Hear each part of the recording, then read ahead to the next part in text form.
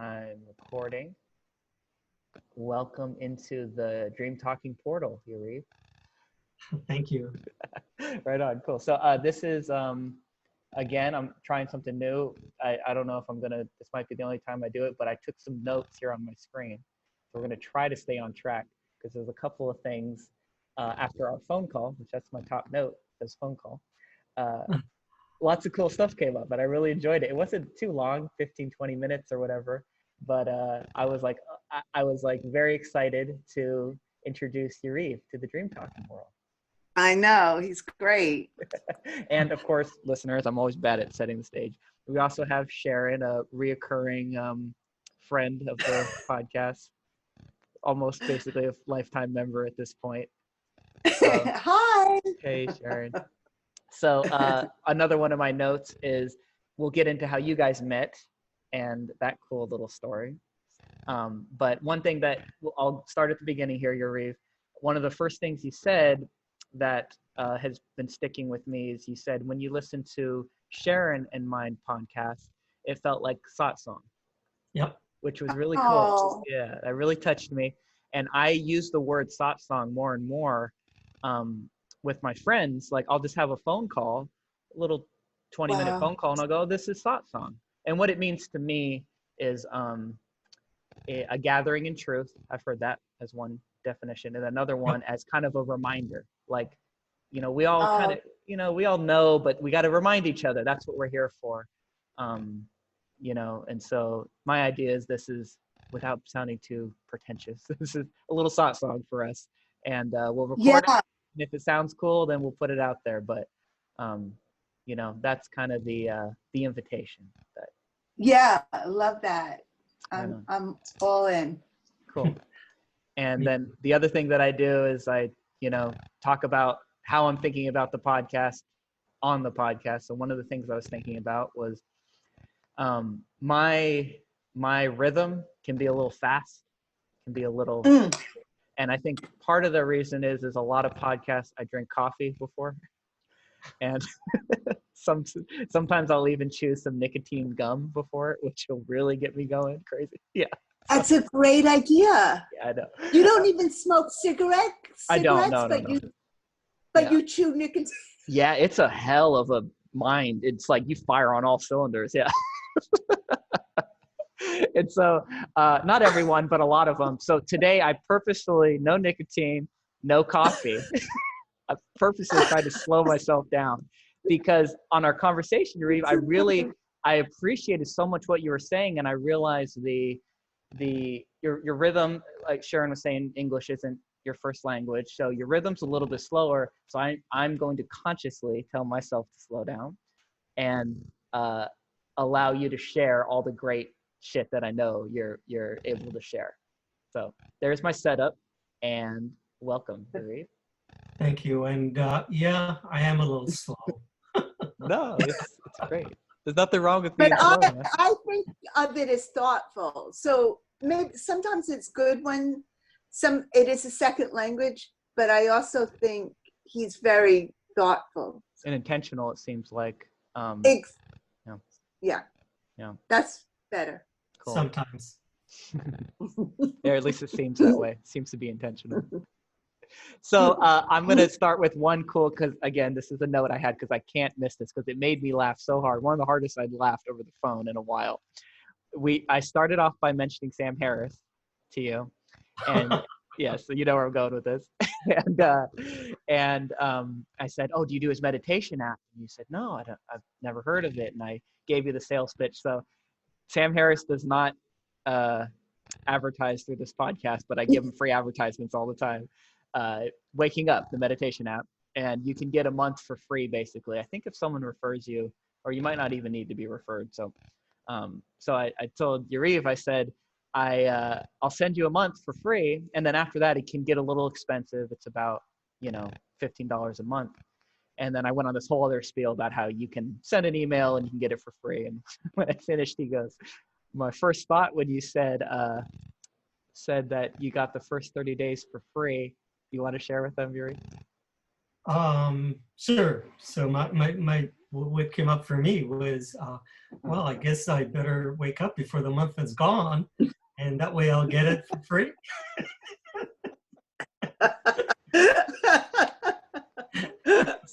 Yeah, that one really got me, man. That's great. I'm That doing. was good. He's quicker than he looks. Yeah. You gotta watch him. Start the 30-day countdown. Yeah, Working on it. yeah. Right on. Cool. We have an ongoing joke whenever he doesn't come to satsang. I think Yariv would miss Saturdays. I was like, it's too bad you missed it because we all got enlightened. Yeah, I'm sorry you missed them all. Pick the hell of a day to miss. Yeah. Yeah. Right on. And then I'm going to tease one more story, but we'll put it in the bank for later, of your story about going to see Gangaji and the laughing. Oh, yeah. So that actually ties right into that. Does it? Okay, let's hear it. Oh, yeah.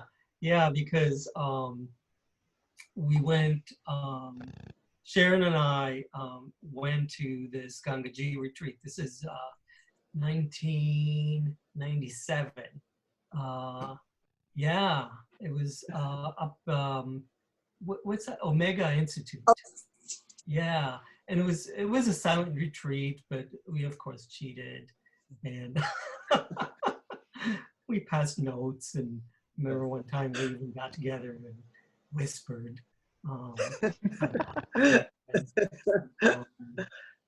But I can't remember how long the retreat was, but one day we decided that this was the day that we were going to get enlightened. And so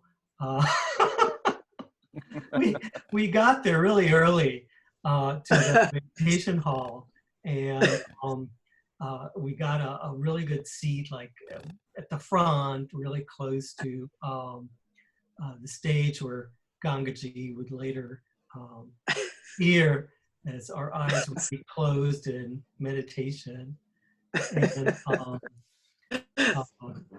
And you know, we sat there and started to meditate earnest, getting ready to get enlightened. And at some point I realized how absurd the whole thing was, and started to laugh. And I couldn't stop laughing. And then, and this was like an hour before satsang was supposed to begin. So, and then everyone around started laughing, and then, you know, anyone who walked in started laughing because everyone else was laughing, and laughed for like an hour. And then I remember I had to get out and just kind of lie on the grass to I love the story so get much. ready, you know, to be in the presence of Gangaji and not start laughing, which would have been hard, especially since I was sitting right at the front. Yeah. Exactly. Yeah. As somebody tells their story of pain and suffering. Yeah. Mm.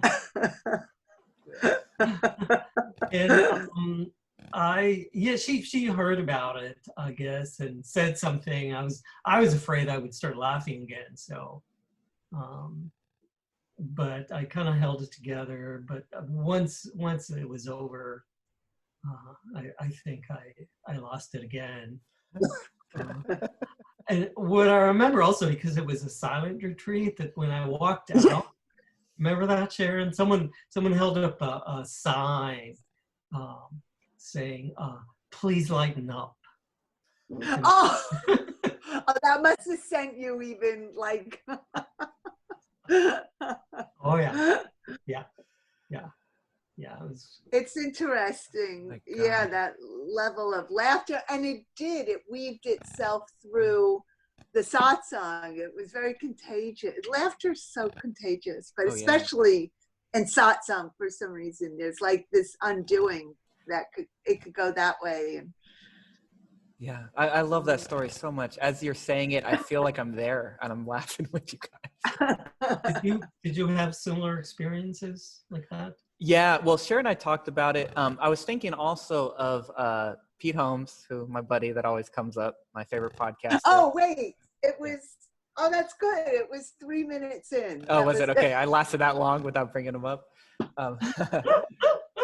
Pete Holmes talks about how the best laughs are church laughs, when you're not supposed to laugh, right? There's something about that tension. Yeah, that was a church laugh. Yeah. So some of my best laughs as a kid were in class, you know, laughing about something that only me and my buddy thought were funny and the rest of the class wasn't, and having to step, you know, Bebo, do you have to step outside for a little bit and sit out there? Just, okay, I can do this. I've had it at work. I've had in meetings. I've had to walk out of the meeting.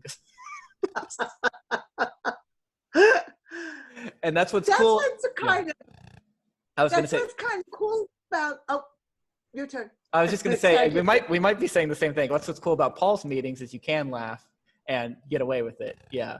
And many satsang, because it's this phenomenon when I think we see this conditioning, you know, it's not that unlike a comedy. Oh yeah, you know, a comedian, just like when there's moments of this lucidity of, oh my God, the conditioning, like just let's go. And then often, so yeah, I've been in satsangs where teachers just let it go and they enjoy it, you know, and if it gets too disruptive, I guess. But I like, that's the difference between church and satsang, I think. Yeah. And also like crying can happen, I've noticed. And it's a little, I don't know if it would be considered a kriya. Would you think of it? It could be, you know what a kriya is? You know, like when people are shaking, or it could be linked to like Kundalini stuff. So some teachers, when you're in their presence, you will have like these experiences that would be considered kriyas, sort of like you have hallucinations. I think that was probably some sort of kriya opening for you, Yariv, with the laughing. And you know, we've seen teachers and sometimes it comes out. The freakiest for me, now I'm going to say it right, was Siddha Yoga with Guru Mai. I had transposed that, where I would just, you know, I'd be sitting in meditation and and it was very powerful Shakti energy, they call it there, without sort of getting into it, but it could bring about a lot of these kriyas. It could be shaking, it could be anything. And I've never heard anything like a lion. And I know nobody piped in a lion. It was, you know, somebody like literally like a few things, but it replicated the sounds that came out of his. I sound like a person that just saw a UFO, right? Mm-hmm. Like I'm starting to sound like that person. Yeah. But I'm telling you guys. No, yeah, hey, you're in a safe place, Sharon. What's that? I said you're in a safe place. I admitted to Paul's face turning into Jesus and my dad last time we talked. So yeah, we've seen some crazy shit. Yeah. Yeah, it's a kriyas. I think the laughter is part of a kriya, like a lifetime of conditioning, letting go. Yeah I'm gonna stop talking about myself, but I have to say that Saturday before Paul's meeting, I talked with Patrick again, that we had a podcast together. Yeah. Oh my God. Okay. Hipster Patrick. If he goes in my book, I'm going to put him under Hipster. Yes, Patrick. So we had planned to do a podcast Saturday before Paul's satsang, and he texted me and said he couldn't because he had to talk to his sister, who's a nun and only gets to make a call like once a month. Yeah, pretty cool, right? And yeah, and so I go, okay, well, I put that time aside, and I was out of the house. I was gonna, you know, podcast with them. And so I said, okay, well, I have this time aside. Screw it, I'm gonna take an edible. So I took an edible. When you say an edible, I never thought to ask you last time. Yeah. Is it weed? Yes, edible weed.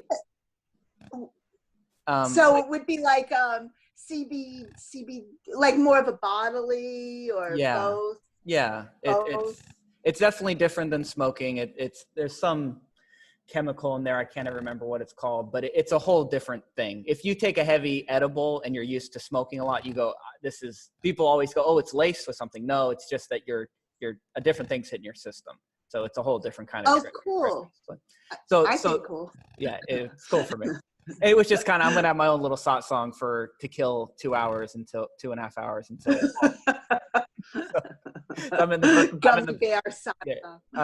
the Berkeley Hills and listening to classical music, and all sorts of cool downloads are coming in. And then Patrick texts me and go, hey, my sister canceled. Do you want to still do the podcast? Yeah. So I don't want to steal his thunder because he came at me with some crazy shit. Being high helped, but he came at me with he's been reading Huang Po and all this crazy stuff, and it was just totally like hitting me right where at the right time when he called me. So I said, I think that's my favorite, by the way. Oh yeah, me too. Oh yes. Yeah. Boom. Yeah. So I call him and I said, well, when you canceled on me, I took an edible, so I probably am not going to podcast. And I go, not because I'm afraid of how I'll sound, but just like I don't care anymore. Once you get high, you stop caring about recording stuff. Like, why the hell do I care about sharing this with people? Oh, that's so funny. Yeah. So you didn't even want to try it? No. All ambition went out the window. So I don't want to steal his thunder, but I'll just say he started quoting some Huang Po stuff to me, and I just started laughing uncontrollably, crying, shake. It was insane. I'm glad we didn't record it because it would have been 15 minutes of us just laughing together. You know? No. Well, it's just perfect. And it was just wow. And I was so and I hope I'll do a sober podcast with him sometime this week. But I was so captivated by his stories because I was high. I have a theory about that. The selfing, when Paul talks about selfing, that weed slows it down, and so it's easier to catch it. The selfing or the timing. Nice. Yeah, nice. I'd go along with that. I've never really pitched it because I know he's tied to AA and all that. I don't want to promote substances, but it's just my own little personal theory. But anyway, we just laughed. He would just read a line of Huang Po, and then we'd laugh for 15 minutes. Control. Oh my gosh. Yeah. That was another fun. Like no filters. No filters. Yeah. And then what I kind of came away with was all of these ideas and all that, this non-duality and all this stuff is really cool. But the like cash value is, again, I say this all the time, you travel lighter, which means you're available to like laugh and cry and let shit go. That's kind of the bang for your buck you get out of it. Yeah. Yeah, any idea that yeah. Okay, Yariv, it's your turn. I know we're talking too much. I was going to say something. I feel like I've probably said it before. But anyway, this is why I have my notes, so I'm going to hit you with one of my notes, Yariv. Okay, how did you guys meet? So we went to massage school together. This is New York, 1993. I actually remember I was sitting at one end of the classroom, and I saw Sharon walking in, and I thought, I'm going to be friends with her. Oh, I love those moments. Nice. Yeah. Right. Those lifetime. Yeah, instantly. It was. Yeah, and it was friendship at first sight. Yeah. Awesome. I remember she walked in, and somehow I thought, yeah, I'm going to be friends with that woman. Like traveling through life, buddy. Yeah. It's been a pretty deep friendship. Unlikely. Like those are the best kind. Yeah. Too. So we were friends in New York, and we did a bunch of spiritual stuff together. It just kind of happened because, well, I'm actually not interested in spiritual stuff. Sharon is. Mm-hmm. But I'm not into that stuff at all, or not much really, because I just don't understand it. I'm much more rational, and if it's rational and scientific, it makes sense to me. Yeah. And, Which reminds me, we need to talk about Sam Harris, and also reminds me to talk about the YouTube video you sent me, because there's a lot of cool stuff in that too. Yeah. So, but somehow, I think we were doing, I went to this guy, this Kundalini open eye meditation, Stuart Perrin on Broadway. And that's actually, Sharon, you were mentioning Kriyas before. And actually, I started getting Kriyas there during meditation. And I still do, actually. Like when I meditate, I get spontaneous movement. Which also happens a little bit during yoga. So especially around my mouth. So I chew gum, so that way, or when I work as well, sometimes it happens. So if I chew gum, it kind of disguises it. So I'm not making weird faces so much. So your like mouth will spontaneously do movements? Yeah. That's awesome. Right on. I don't find it awesome. Yeah, no, I know. That's, again, this is speaking from the outside, because so it's so crazy actually. The first person I can remember meeting that parallels me in that way, and I've talked about, like, I was at my atheist, it's all bullshit stage in my life when I was introduced to Kundalini. And so I'm wondering if maybe you also felt this feeling of like, God, it's undeniable. These feelings are here, these sensations, these energies, but I must just be like tricking myself. It's a trick of the mind, or, it's my belief in it that's creating it. All that shit came up with me for a while, until it kind of reached a point of like, okay, who gives a fuck? If it is just happening all in your head, it seems to be happening. And that was a process. I summarized, maybe a year of a lot of shit going on. You know what I mean? So I wonder if it was similar for you. You weren't, when the Kriya stuff started happening, you probably weren't on the stage a lot of people are, like, oh yes, finally it's happening. It was kind of like a, what the hell is totally it? not. Yeah. No. I think that at some point I realized that there's a lot of stuff that I don't understand. And that's one thing. I studied Reiki, and Sharon, I can't remember, did you study Reiki? I went to the teacher you recommended. Oh, Michael Electricity. I'm a master, Yeah. Me too. We both are. Yeah, but and I did some other trainings, like, energy work, but I never really understood it. And at some point, I realized, well, just because I don't understand something doesn't mean it exists or doesn't exist. It just means that I don't understand. So that's that.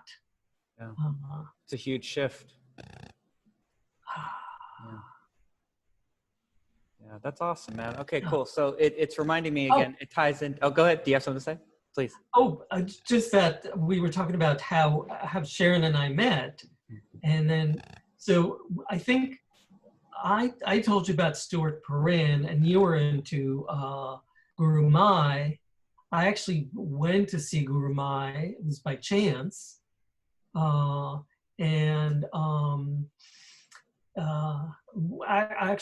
was with Ed up in the Catskills on vacation, and we were going to have dinner at the Shivananda Yoga Ranch, and somehow ended up at the Siddha yoga place. We just took a wrong turn or something. And So we got there, and we just wanted to have dinner, but they made us like sit through satsang, and then you know, Like a timeshare pitch. They make you sit through satsang to eat.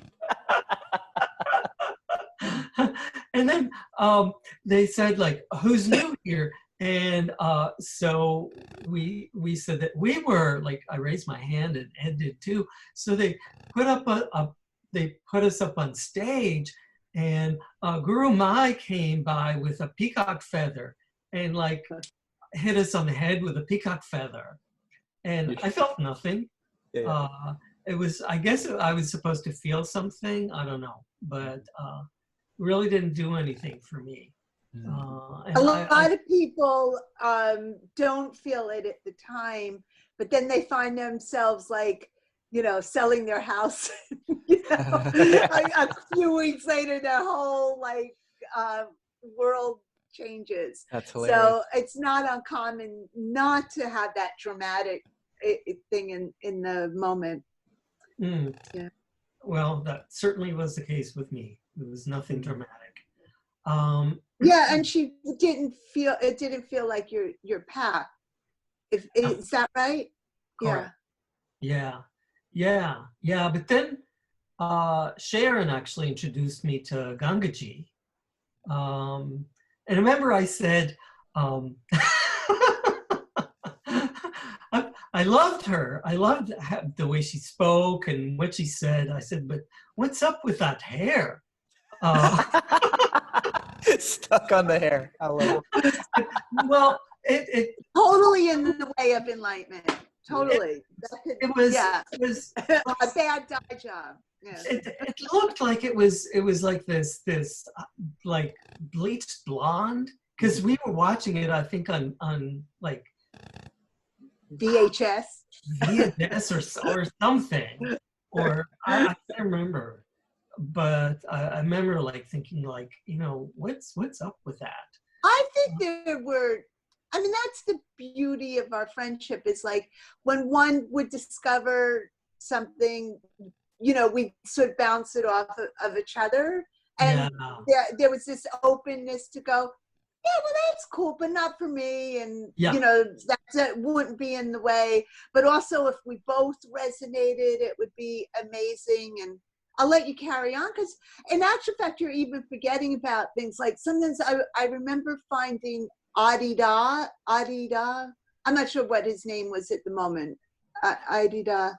Yeah, there was a you guy. know, the big guy from Fiji who wound up in Fiji. With the hair, right? An island. Yeah. Or no hair, right? Or no hair, maybe. Yeah. No hair. Something distinctive on his head.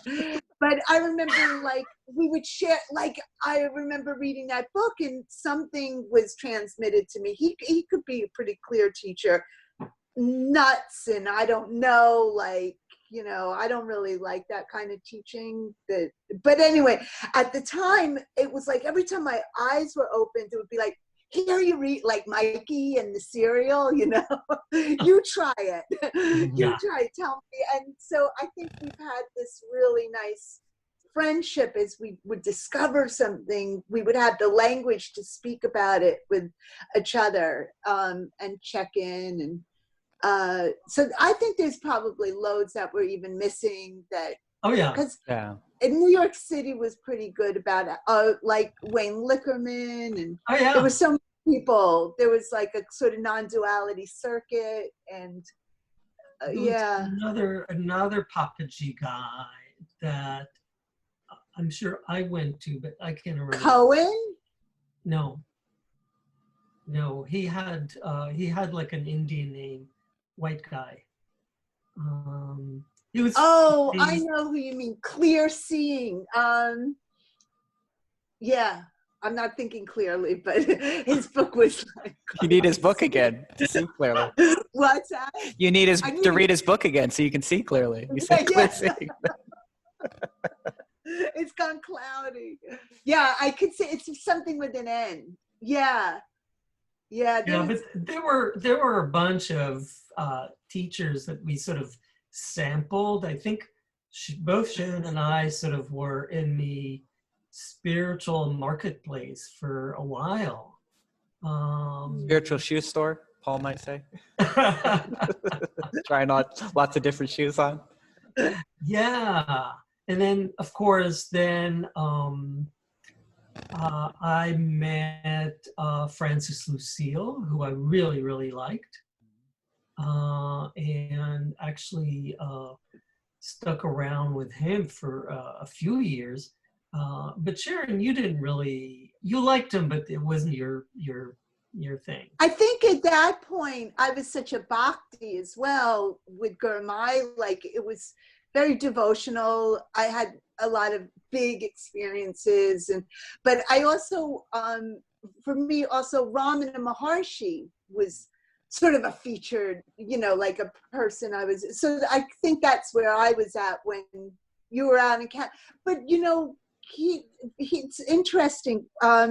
Francis reminds me, from what I know from Yariv, of Paul, because it was a big community and I wasn't out here. It was open. I think a lot of people wind up coming to Paul from Francis as well. Yeah. Really? Yeah. Yeah, a few. It seems like it. At least one Wednesday night or something. I just talked this morning. It was lucky. I finally got a chance to talk with Barbara and Roman again, who we did a podcast together, and they've been tuning into the Saturday Songs with Paul. And so I saw them and I sent them a private message. Hey, I lost your number, And so earlier today I talked with them for about an hour over FaceTime. It was cool just to check in. They last time they came out to California went to a 2-week silent retreat with Francis Lucille, and then came and saw Paul and ended up staying with him basically. I mean, they stayed at a hotel, but they spent every day with Paul, and he brought them to the redwoods and to the beach, and they went to the Saturday Satsang and the Wednesday Satsang. Yeah, and they got a whole lot out of it, and they actually applied for a green card to see if they can come live out here for small bursts so they can see Paul. And yeah, pretty cool. Yeah, just to tie that little Francis Lucille. Yeah, I mean, connection. Does that sound like Francis as well, Yariv? That sense of community. There really was a sense of community, and we'd have 2 big retreats twice a year. One was in Canada in the spring, and on this property that someone had. And then during the summer, it was around, Francis used to live in Clear Lake. And so it was over there. It was, I think he lived like in a gated community that was part of Middletown, but near Clear Lake. And I was in touch with a few people from that community. But then sort of once I kind of moved on or lost interest, I also lost touch with those people.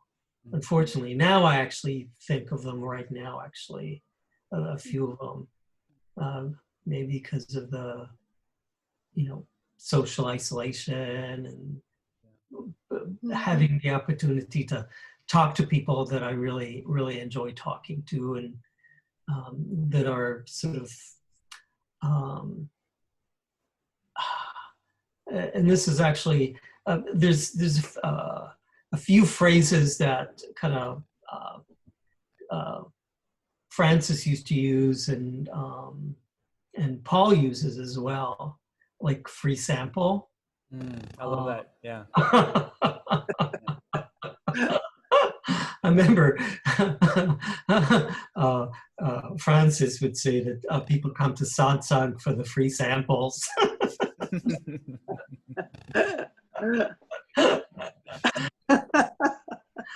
It's another expression was people who are like-minded, and it's really, and that's what Sharon and I have is, we're very like-minded, and because we've known each other for so many years, and have seen each other over such a long period of time, we can finish each other's sentences and know what the other person is going to say next and stuff like that, which is great. Yeah, it's a gift. It is, and it's a gift to have you guys here on Dream Talking sharing that, because that's so much the theme of what this is. It really is friendship, and again, my biggest influence being Pete Holmes when it comes to the podcast world is I had no friends, and that podcast I got to listen to friends talk, and it reminded me of like, oh yeah, because I did have friends and then I didn't for a good amount of time, and in a way, I kind of never really had the friends on the level I do now of like you're saying, what reminded me of it was when you're talking about finding something new and the excitement about sharing it. Yeah. You know, that's such a cool feeling to be like, oh, this is doing this stuff for me. And there's a chance it might connect with them too. And that having that excitement, having someone to share that with is what it's all about. And again, these podcasts are like love letters I'm sending back to myself in those dark times, that someone else in that dark time may stumble upon this, and it's just like a there's another way, there is hope, there is, you know, and it's in a lot of ways it was just me getting out of the way that allowed it to happen, you know. And so thank you so much for sharing that. A couple things came in on the spiritual metaphor side as you were doing it, but I wanted to start with that. That it's just so cool to share that, sharing friendship, like real cool traveling through life friendship. It's just, that's what it's all about for me, you know. Yeah, and I wanted to say something else, which is it's allowing or having the non-dual perspective. I think for me, and I think for Sharon too, but I'll speak for me, is allowing me to look at the person Yariv in a much lighter way. Yes. And stuff that maybe a month or a year or 10 years ago I wouldn't feel comfortable bringing up. I feel much more comfortable bringing it up now because there's less attachment to appearances.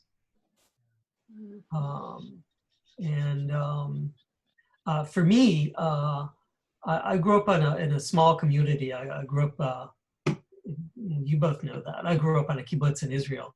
And one of the biggest things on the kibbutz was, well, what are people going to say? And, oh, really? Oh, yeah. It's heavy. It's same thing in my little cult community growing up. It was all about what are people going to think? What are people going to say? Oh, wow. Yeah. I never thought of that. Yeah, it's heavy. Yeah. Because it's a tribe. It's the tribe, I guess. Yeah. And having a little bit of levity around that, and because of the non-dual perspective is just so great. Yeah. Hell yeah, man. It's you were saying the attachment. Another word I like to use is investment. There's so much less investment in this self and uploading these freaking images and these, you know, your reputation and all this crap. You see the ethereal emptiness of it, and you can like just be cool with today, you know. That's again getting back to the cash value and this non-dual stuff, or particularly Paul's message and all that, is you travel lighter, you know. And I was thinking the other day too about how Paul's invitation is not about finding the truth, but about giving up seeking. Like, you're good here. Yeah. You know, you're good now. There's no promise. There's no like, just if you work a little bit harder, it's there. It's I say it every podcast. It's always available at all times with no requirements necessary to meet it. You know, except he's the timely teacher for me in that way. Yeah. the art, nothing arduous about it. I think that's why my path turned more to, I guess I don't know the terminology that well. That's why I was a terrible bhakti student, like I couldn't get my head around Sanskrit, and but I think I never felt I was doing good enough, like on that particular path, like, I don't know, there's a lot of stuff around being a bhakti, and although I'm very emotional and I had these openings from a bhakti perspective, Paul's sort of message is so strong, like it's right there. And I know that's truth. I know it's not about anything else. And I guess in the deepest writings of all these things, even in bhakti, they'll tell the story about the scholar trying so hard, but it was the kid who overheard the mantras sweeping in the stable. I just took like 10 parables and made it into one. Yeah. I know in all of these teachings, it's all about it being immediately accessible. But I think it's a lot more freeing. I think I found Paul as a teacher at a really good point in my life, that he's so clear about that, so clear. Yeah, I was thinking, so this is going to be I got to cite Keith because I got this from Keith over a phone conversation, but I think you guys are going to dig it. I was thinking about Guramai doing the peacock feather, right, to your head. It's Shaktipat. It's Shaktipat. Yeah. And so it made me think of this. We share that both that Ramana is kind of the guy. If you need one symbol to put it on, it's Ramana.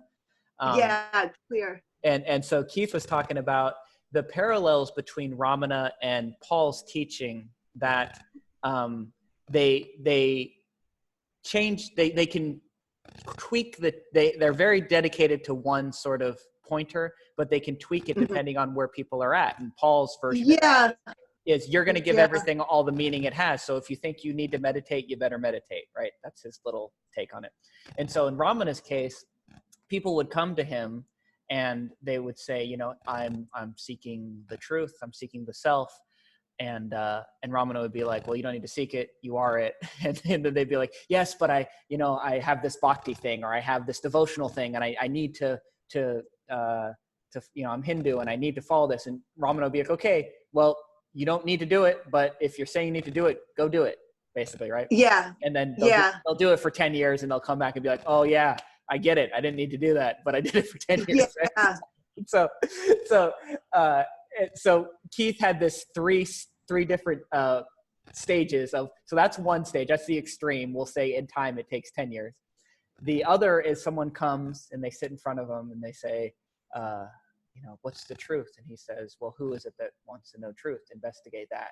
And then you do self-inquiry, and then maybe, it becomes very clear and obvious to you there. So that took less than 10 years. That took a couple seconds maybe, right? You had to do a little bit of self-inquiry, but then it became very clear. And then I said Paul, oh my God. And then Keith goes, the final step is no time. People show up, they look at his face, and then they burst into tears. And, he didn't even have to talk, basically. Like he right. And so Keith was going, so the self-inquiry is kind of the middle way between the two. Like you could get it with no words, or you can do a shitload of work. You can meditate, you could do devotional, you could do your yoga, but you're going to end up right back at no words. So the middle way is you could just ask, who is it that needs to have the words or have the devotion or have the, it's I love that. I love self-inquiry. It's sort of like, again, it's like you could even take two, make of it what you want. Like I almost feel like the self-inquiry that I did, and I would do it a lot, and I still do it. That's what's the one you do with the foot? The head? The headless way. Yeah. Yeah. What? It's almost like it undoes like a little, they say a nadi is like a knot and an opening, when you have those sort of, I almost feel like every time I do it, it's like a little nadi opens up a little, but that's my construct. Yeah. My construct. That's turning it into a story. Yeah. That's something like when I'm on psychedelics that I always see if I do mushrooms or whatever and I come back, I go, oh, I'm trying to tell stories about this shit. Stories are just tiny little, you know what I mean? Like, it's so beyond a story. I was listening to Michael Pollan. Do you guys know him? He wrote a book on how to change your mind. He mostly does stuff about cooking, but then he took a seeming hard left and did a thing on psychedelics. And he was talking about when he was on. You know him, right? You do. What's his name? Michael Pollan. You'd know him if you've seen him. He's out of Berkeley. Oh, yeah. I think so. I haven't gone down that road. I think I looked down that road, but he had a book about how plants use mankind to propagate them. Yeah, I love that. Yeah. This is Yariv. This is his. I love it. I see it. Deep understanding. Understanding. Awesome. Yeah. Awesome. Oh, so what I was getting at was, okay, so he explained his first psilocybin trip.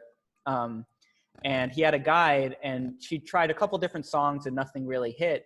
And then she played Bach, the solo cello song. You'd know it as soon as you hear it. I know it. Yeah. And I've listened to that on mushrooms too, and it's Bach is insane on mushrooms. He's like, he was on that frequency. I don't know whether he did them or not. And then Michael Pollan tells a story about, I no longer was listening to the music. He's explaining a non-dual experience, basically. I was the music, or he goes, I was the cello. I was the horse strings on the bow. I was living inside of and it was a beautiful poetic explanation. But I'm like, it was such a clear example of, you're telling a story. There was no, you know what I mean? Like, you're trying to paint it to us here in non-psilocybin world to a way that makes sense, where you could simply just say, there was one thing going on, the music. There was no me listening to the music. There was one thing going on, and so all that just popped up for me. Nice. I like that. Right on. Yeah. Yeah. And I actually have the book. Have you read it? No. I haven't either. I've just listened to interviews. So. I did try one mushroom trip. Oh, let's hear about it. I'm excited. It was really interesting, and there's not much to say about it. I had a friend who was there with me, holding the space, and she's very experienced, and I felt very safe. And there was music, and I was laying down under a blanket, and saw a bunch of lights, and it's kind of gaudy. But most of it was not verbal. Yeah, exactly. Yeah, that's one of the things that come in when you try to say something about it, is you're kind of like, oh, dude, I'm trying to take this 10-dimensional thing and put into one dimension. That's words, right? It's you can't do it. Not gonna work. Yeah. At least not. I don't have the ability to articulate it. Yeah. But oddly enough, at least since then, I've not really felt a desire to do it again. Yeah. Oh wow. Yeah, it's kind of, it reminds me. This is when I was going to Stuart Perrin, the guy who did the open-eyed meditation, and people get kriyas, and so I sent Ronnie, my ex, to Stuart. I suggested he go see him, and he went, and he said, I went, and during the meditation, I saw these colors, these like beautiful rainbow colors, and then I walked outside. It was sunset, and there were even more beautiful colors. And I didn't feel a need to go back. Dang, that's so awesome. I love that.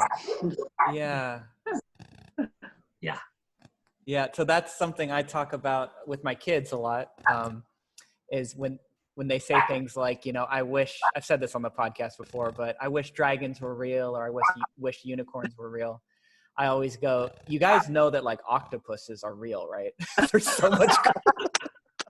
Those are so much cooler than dragons. Great. Yeah. That's like great.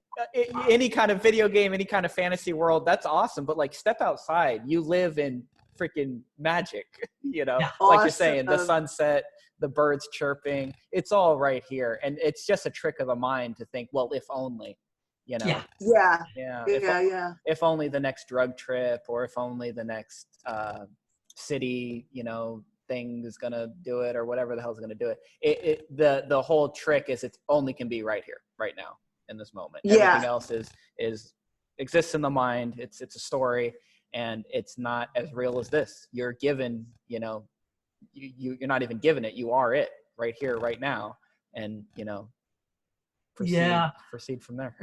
I actually, this reminds me, I had this free sample.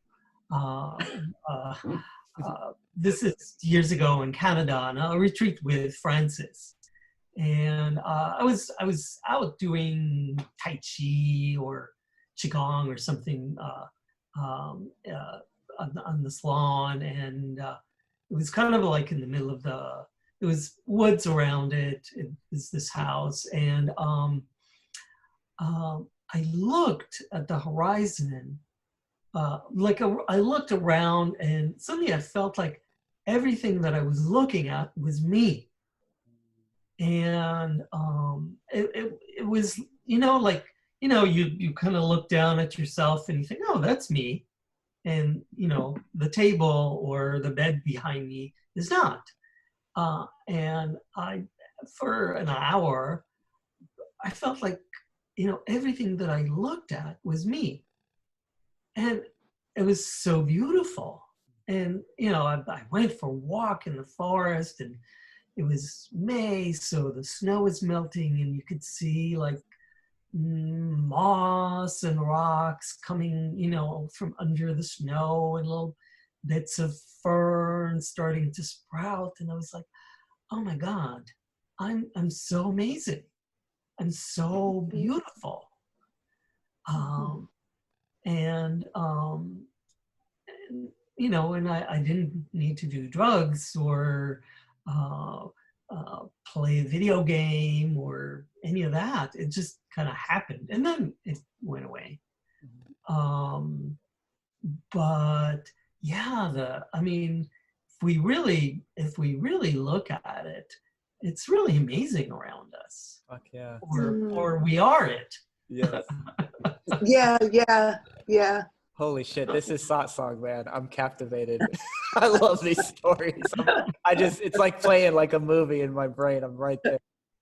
Takes one to know one, right? Yeah. One of the things that just a little download that came in as you were saying that was that actually is happening all the time, but there's a lot of obscuring that's an illusion telling us it's not, right? Like, oh, it was this 1 hour in this 1 year of time, or this one day. No, it's all the time, but it's the mental state and the mental narration that tells you differently. And it's the belief in it that tells you differently. It's actually right here.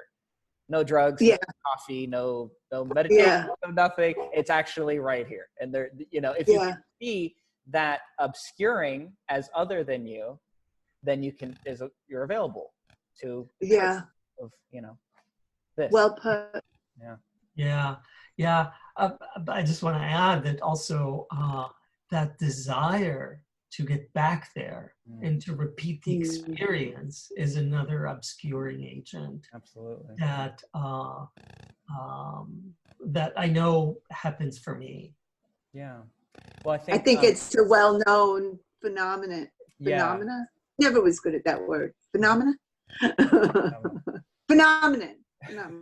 whatever. It causes suffering. These heightened experiences and longing for them is well documented that could cause great suffering. Yeah, when actually, I totally agree with you, Nick, that it's actually the experience right now, except that it's obscured. Yeah, yeah. And one of the biggest obscures is wanting to get back to it because you're creating an object which is in your mind of a past experience when that's keeping you one step from being it now. You are being it now, but you're believing that you want to get back to that place where you were before. You've created an object when you already are it naturally. The subjectivity of this moment that you are is that state. Yeah, mm-hmm. It's so insidious. It's so like this little trick we play on ourselves that, I got to get back to there. Well, when you were there, it was now, wasn't it? That was what was really cool about it, is how it was now. That moment's no different than this moment. There, we make up moments, we divide them up in our mind, in our imagination, but there only is consciousness in this moment. That's even saying too much. That's making it two things. There's just this moment. There's just consciousness. There's just this. And yeah, that was a funny thing, going back into memory of me and Patrick cracking up after he would read a line of Wang Po, is the obviousness of it. Like, it's so fucking right here in your face. And then you laugh at yourself for, in time, seemingly spending so much time believing the exact opposite of what's so apparent, I feel like I'm on drugs right now. You guys are. I'm not even drinking. I know, satsang's trippy. It is. It is. Life is trippy when you're open. Yeah. Right on. But you knew that too, right? You read, because like you were saying, you were having these heightened experience even with Stuart Perrin, this Shakti path and you knew what following that alone wasn't really what it was that you wanted, right? Yeah. Because you would have those heightened experiences, but not necessarily, that wasn't it, right? It was just. Yeah, it was an experience. Yeah. It was an experience. I think that it was actually historically with me, it was Gangaji. So I had, I'd signed up for a Vipassana retreat. And I was already dreading like having to go to this retreat and like, sit for, 10 hours a day and eat like, like have broth for breakfast and then a leaf of lettuce for lunch and like, 3 grains of rice for dinner. And, it just sounded so hard and so boring. And then Gangaji, when we went to that retreat, she said, you are already here. You're sitting in your kitchen trying to realize how to get home, but you're home. And it was such a relief. I was like, oh, I can, I came home and I canceled the Vipassana retreat. I was like, thank God, I don't have to do that. Oh my God, I don't remember that. That's hysterical. Oh my God. Yeah. You got the message without having to go through the ramen of 10 years of meditation and and you know who we both got? Oh, go ahead. No, I didn't realize. I'm not saying that, lots of searching, suffering, going to retreats and satsang didn't come afterwards. Mm-hmm. But the basic principle I got then. Yeah. Yeah. The non-duality. Yeah. Yeah. Yeah. It reminds me of Paul's story of going to the sweat and he's in the sweat lodge, and he's not gonna, leave because he'll be the talk of the whole retreat, and he's bearing it down, and he's sweating, and he's in hell, and he's the first one out, and then the second time he goes, he steps inside, and he goes, "Oh, it's hot in here," and he steps outside. And he had sort of awakened within that year. And he said, "I'm sitting out there looking at the stars, drinking Calistogas," and I'm like, "Why are those bastards in there sweating and struggling so hard?" It's such a mystery, like what works too for one. Yeah, it's very mysterious. It is. Yeah. I like all the Zen stuff of like, this is another thing Patrick and I were laughing about, like, Zen a lot of Zen stories are you work your fucking ass off and you carry, water and cut. That's why I never went. I knew I was not like that. And then I would fail. I would fail. And you're very earnest, and then 5-10 years later, they're like, "Yeah, you didn't need to do any of that, by the way." Yeah, right. Yeah, I think non-dualism was attractive by sheer lazy. Yeah, I agree. No, I know. Yeah, that's but what I think there was so also a knowing, like, unless you really have such a clear calling, there was also a knowing, like, hey, that girl, woke up just getting on a bus, and she didn't even know anything about, or this woman woke up in a what do you call it? Or Ganga G, for that matter. She just happened to really hear Papa G, and I don't know, it just seemed like very obvious in some ways for me. So I guess maybe that's when you're teaching, when it resonates so perfectly. Like Fire and Katie, I know she has the whole questions, but basically she woke up because of a cockroach when she was in so it doesn't seem to be like you have to have this order of things. It could be any moment. So it makes me think back again to the Ramana, right? You show up and you see them, and then it could just be that, I think of, again, we've talked about how we both like looking at pictures of Ramana, I have one. Oh, that brings the bhakti out of me too. Yeah. What's up? This reminds me, Sharon couldn't see it because she was watching the thing on a small iPad, the Zoom meeting with Paul, but you were in the car, and you had like a Ramana face. I wondered if anybody saw that. I was just playing around. I was cracking up. It was the best. Yeah, I didn't know if anyone noticed it. I just was messing. I did. Oh, right on.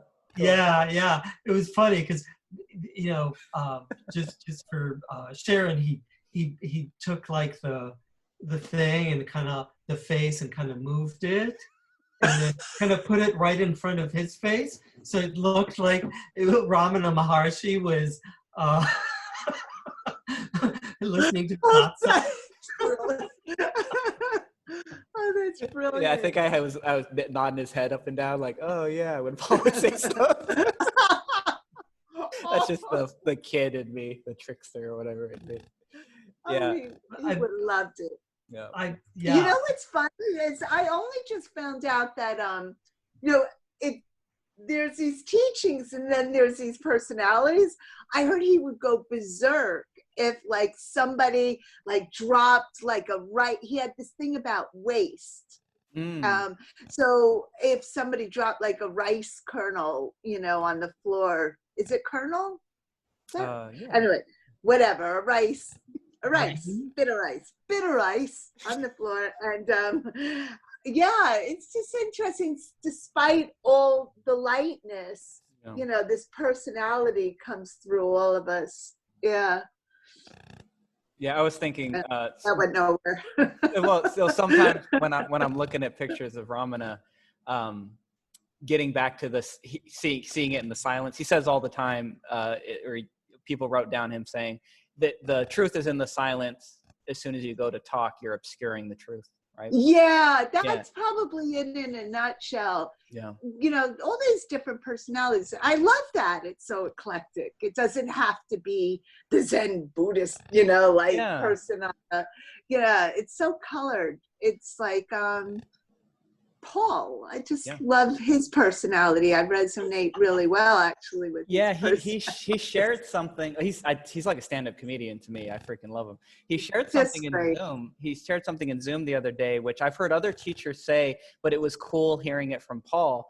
That he goes, when you start to lighten up or whatever, actually, kind of more Paulness can express itself. You're more. Yeah, you could really be yourself. Yeah, because you're not sitting there editing and contracting and trying to contrive this persona you're putting out to the world. It just sort of naturally flows, you know. And that's been the experience over here too. Like I would say, I could see that. Like when you're not identified, ironically, you're living fuller. I think I've heard him say, and in my experience, I could kind of relate to that. But I have a kind of question for both of you. You both watched that program. I think this ties in the YouTube video Yariv sent you. Yeah, it's interesting. The terminology is a little different. So he has the I and the me. I thought that was cool. I thought that was. Yeah, I thought that was interesting. Well, the way I took it, and Yariv, I would like to hear your take on it, was I is kind of like conscious contact in this moment, and me is the historical self or the autobiographical self. Is that sort of how you took it? Yeah. Yeah. That's how I understood it. And if we translate it to Paul language, it would be the real self and the action figure. So the I would be the real or the lion, and the me would be the action figure or the sheep. Beautiful. Yeah. Another way that I thought of it was kind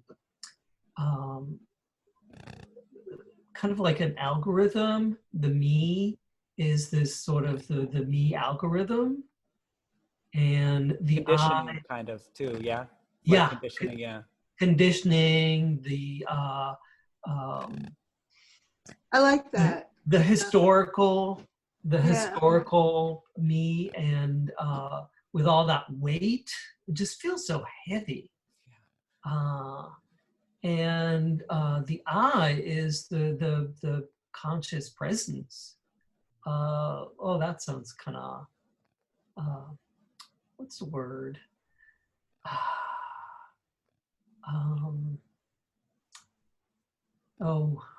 can't think of the right word. Sharon.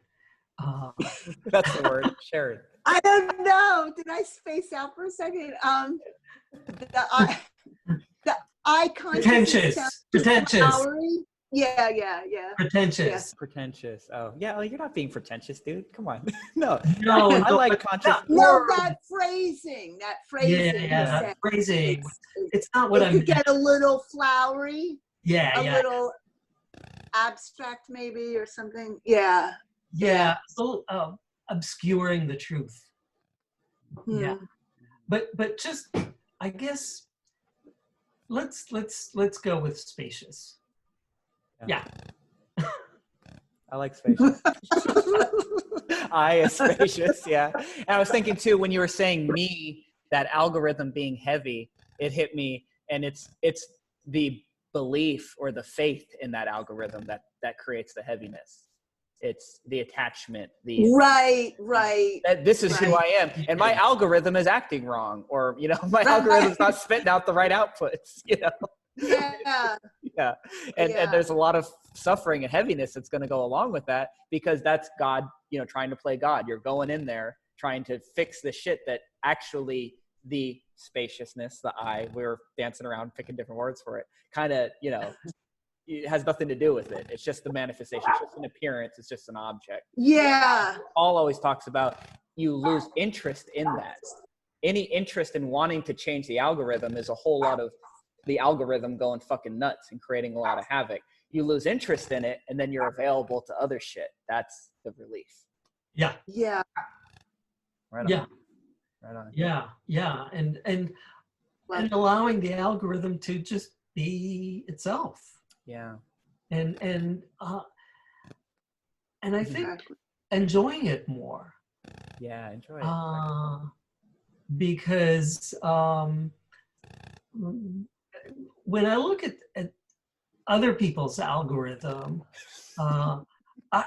it's a lot more enjoyable when, you know, we feel responsible for this one. You know, it's a lot less enjoyable. And I have, at least in my case, a lot less, again, likeness around this particular algorithm. You know, other people, oh yeah, whatever. You know, it's I can see that it's caused by generations of conditioning and genetics, epigenetics, and circumstances, and all these confluences that I really can't see how anyone can claim responsibility for any of that. Yes. Personally. Yes. But I'm different. Yes. Oh my God. You took it right out of my own brain, man. I swear. I had those thoughts all the time. This is a conversation I had with my therapist before any of this 5 years ago. I go, Wow. I totally get there's no free will for everyone out there except for me.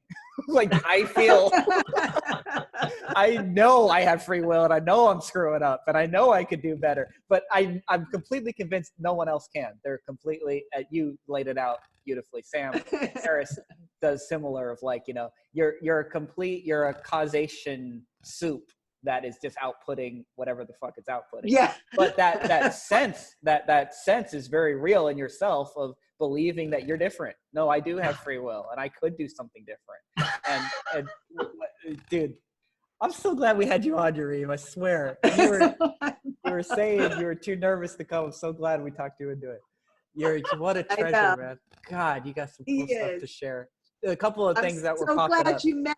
I think both of you actually share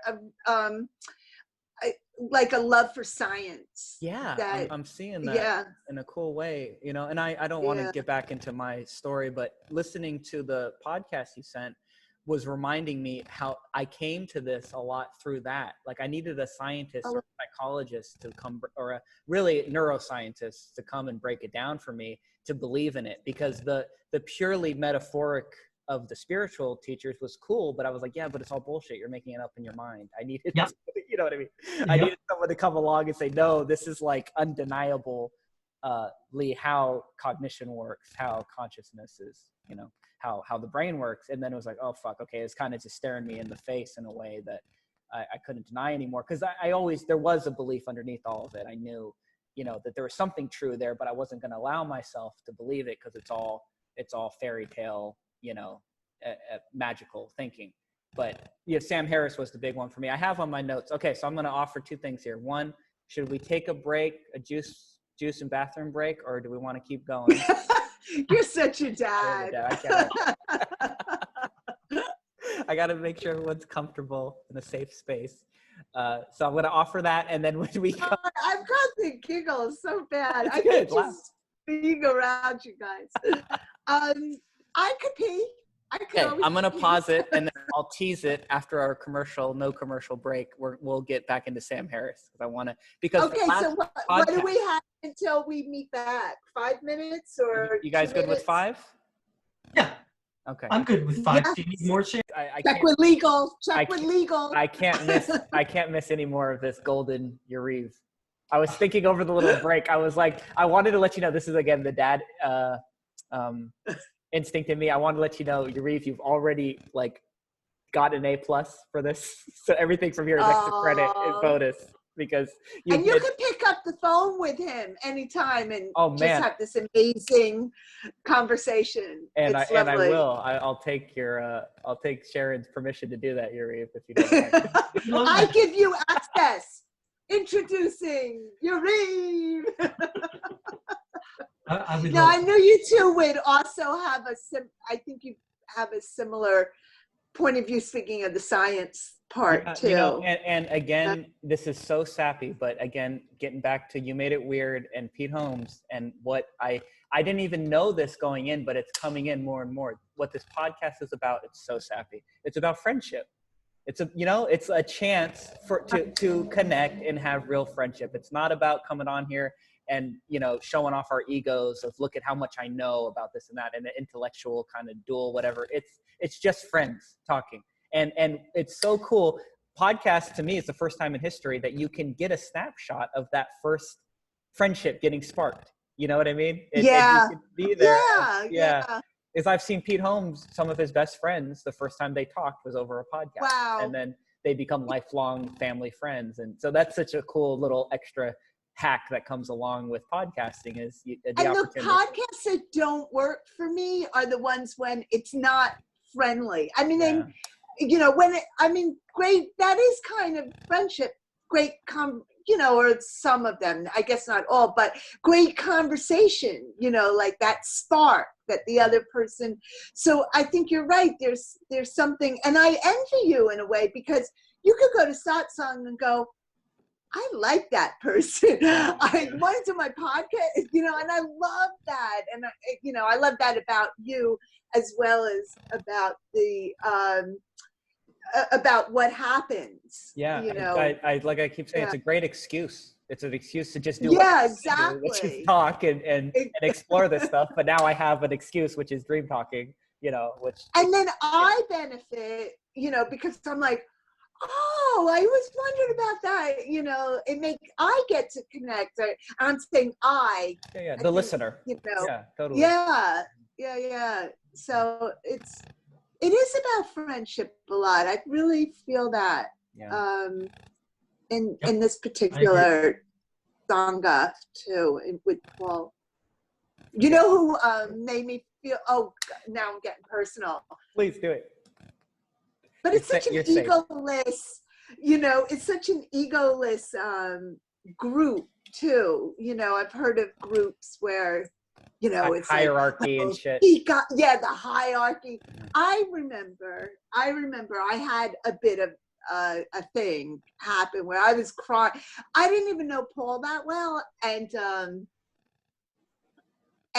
but I had been going to satsang for a while, for like maybe 4 or 5 months, and something happened in my personal life that was really messy and bad and dramatic, or maybe bad as it was just dramatic. Intense, and stuff. Yeah. And it was so different. And I didn't know Paul that well, and I turned up at the firehouse to have coffee. But I guess that maybe I was a little delayed, and Paul would never. It seems so out of character. It's like, where were you? Which that's not very Paul-like, is it? No. Not in my experience. And I said, I was in my car crying for help. and I remember him saying, do you want drama or do you want truth? And I knew in that moment, and I've known all my life, I was like, no, I want truth. And that's kind of how I love this Sangha, this group, because everybody's so colorful. And there are some people that are drama, but really it's about truth. It's not really about the drama. It's not, like Paul likes you more, or, like it's so it's so drama proof. Yeah.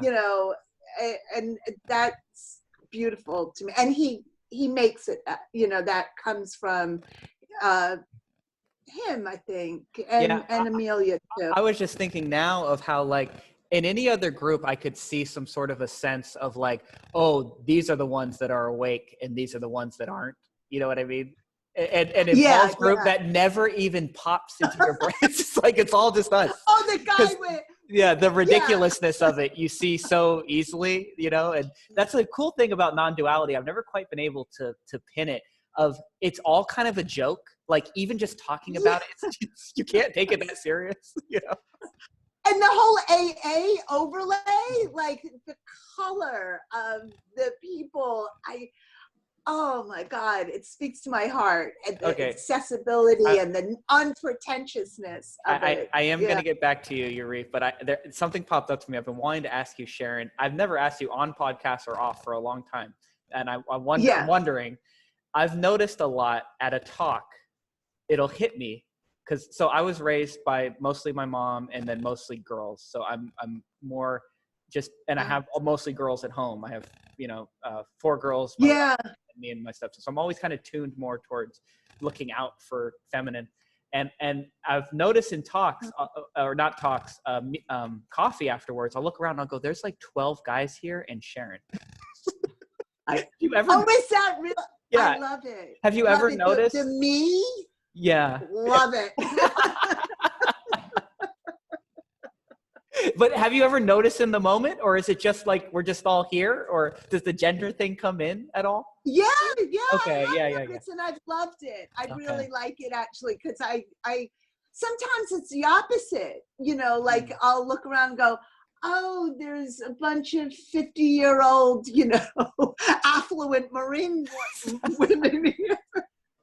So I much prefer, and it's not always like that with, but I hear you. It has happened a few times though. But I love that there's no big formula, like, oh wow, there's a guy dressed up like a clown that's, or somebody that's probably a homeless person. And, there's probably a millionaire sitting next to me. I love that there's literally no formula to those. Guys, I'm so sorry. Demographic. I got to pause the recording real quick because I got to take a call.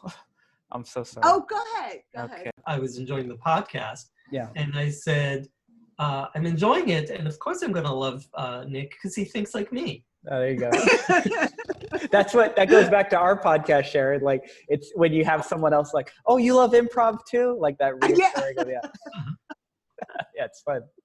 It is. That's really, again, to get sappy, but it's the not feeling like you're alone. You feel like you're crazy when you're, the person that thinks the same way, and someone else is like, no, I have the same, inclination. Yeah. Okay. And they just have us like, and it's even illuminated. It's not like a complete like loop. Yep. It's like, oh wow, man, the me in the eye,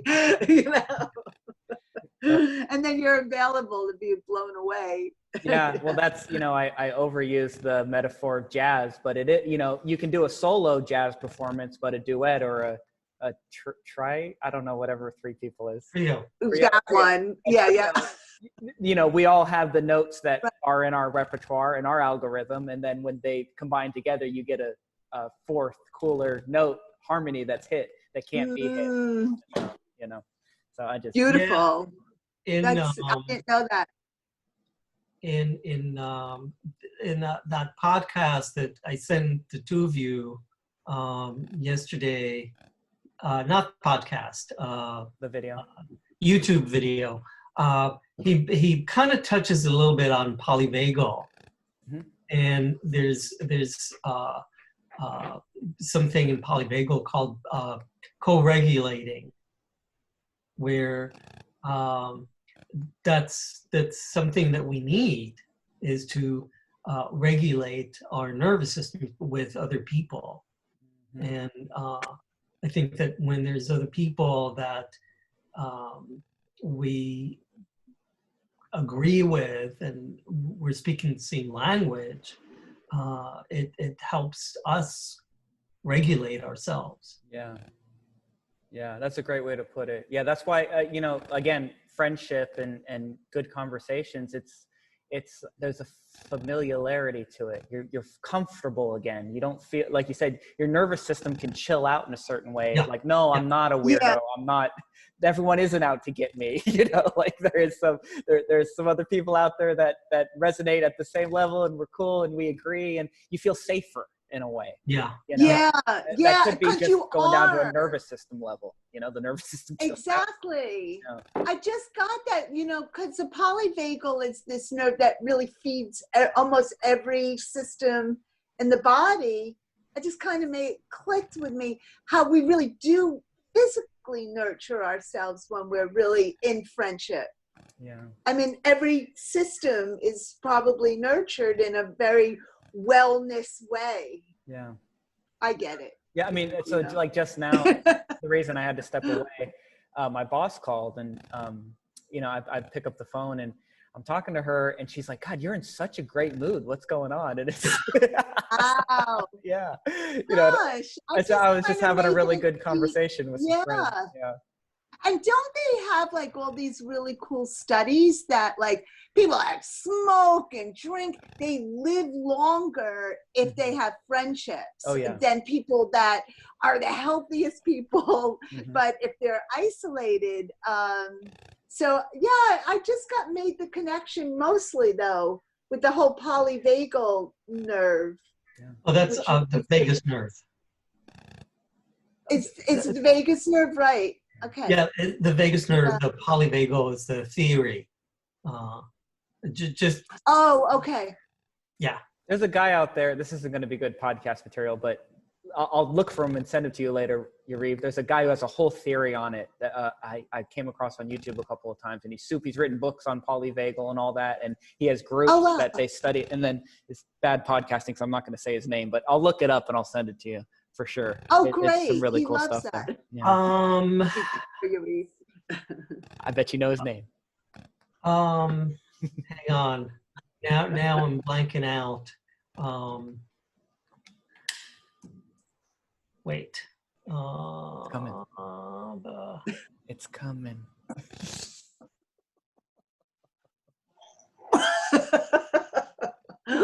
All right. Well, move on. Okay. Sharon just did a baby coming out of the womb thing with her face. That was amazing.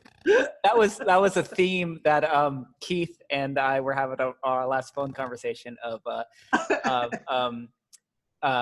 Ramana's self-inquiry that he's like a midwife from what you're not to what you are. That that transitional in between the two worlds. Like, try this, maybe that'll get you out of there. Try this, maybe this get you. There is a gentleness to all this that is quite feminine, just the expansiveness. So maybe that's also why you were saying, have you ever looked around and noticed there's 12 guys? Yeah. I mean, it doesn't feel like 12 guys, like how it might feel. Oh, absolutely. Yeah. No, guys. So I work in the construction world in manly man stuff. And I had the other day, I was talking I'm a lumberjack. Yeah. And it's intense. It's crazy. Wow. I was talking to this 40-year-old dude the other day that he was similar to me, grew up in a religious fundamentalist kind of cult thing. He grew up in Puerto Rico. And then he got out of there, and then he was an atheist. It's all bullshit guy for most of his life, for, 20 plus years. And this is a story, so don't take it at face value. This is just my remembering of it. He kind of came to me and goes, "Dude, you're happy a lot. What's your secret?" kind of thing. You know what I mean? And I go, I don't know, man, but let me just throw something out there. Have you tried meditation?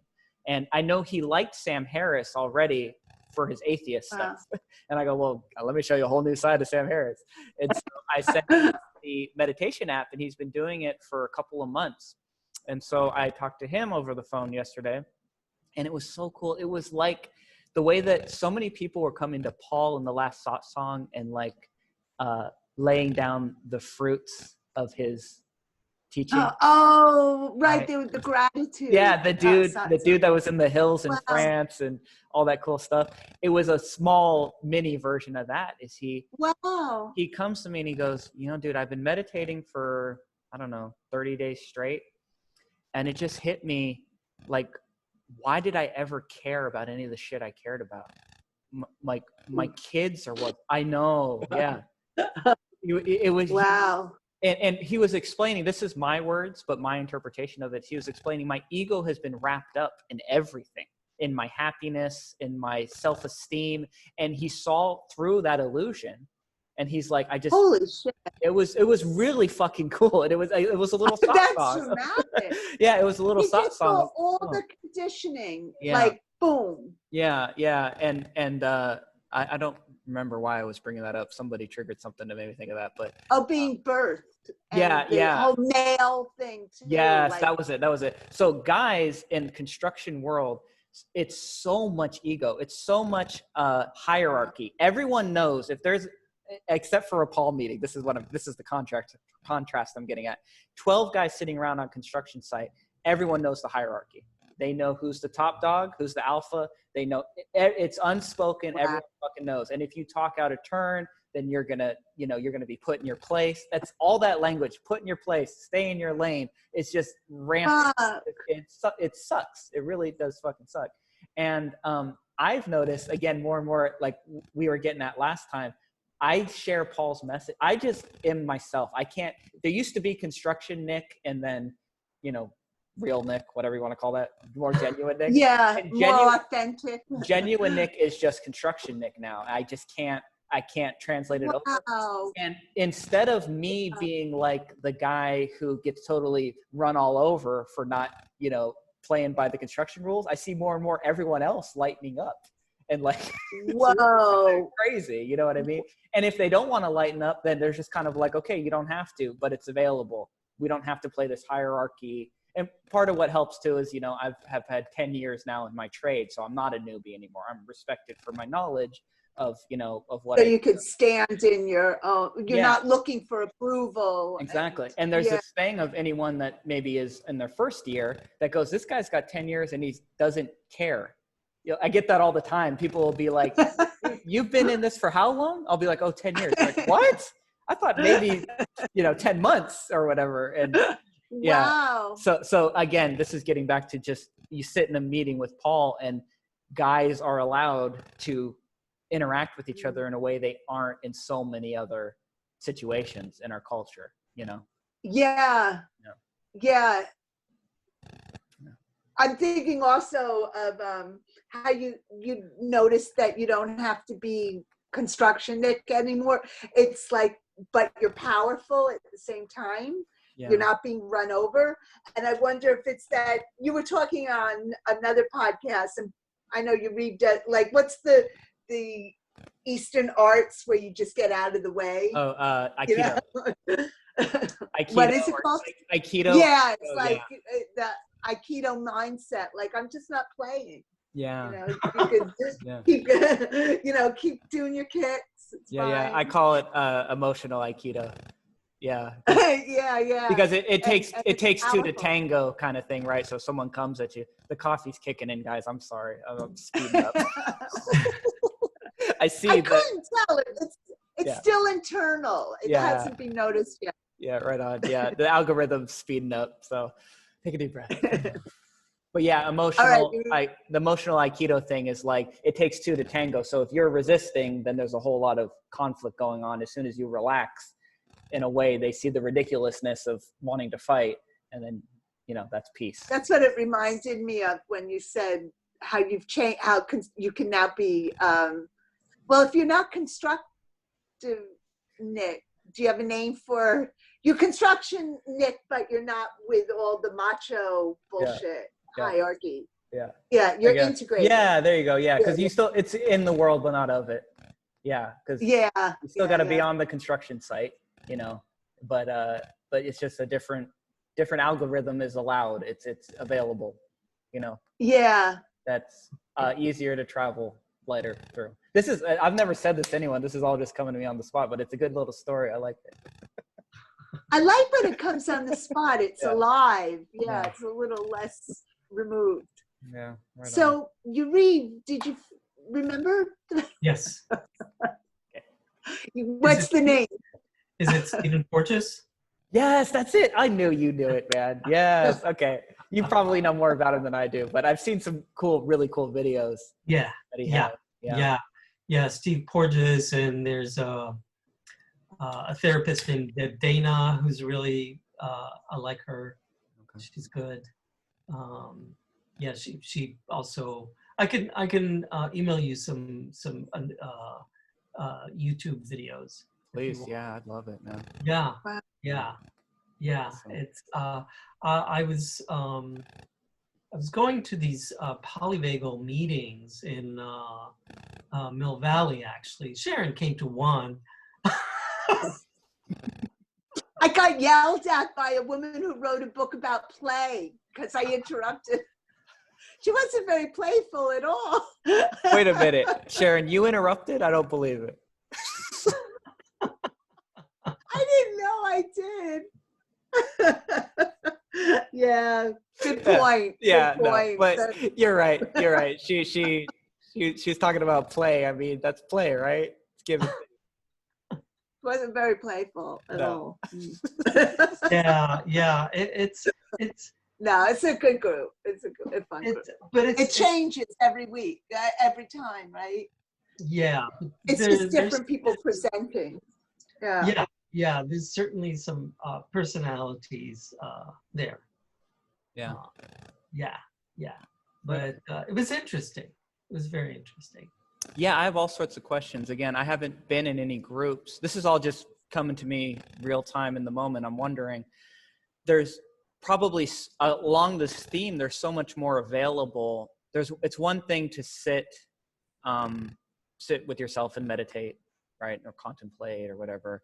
And another thing to sit in a therapy session and it's all about me, my problems. And then I could see so much else being available sitting together and holding that space.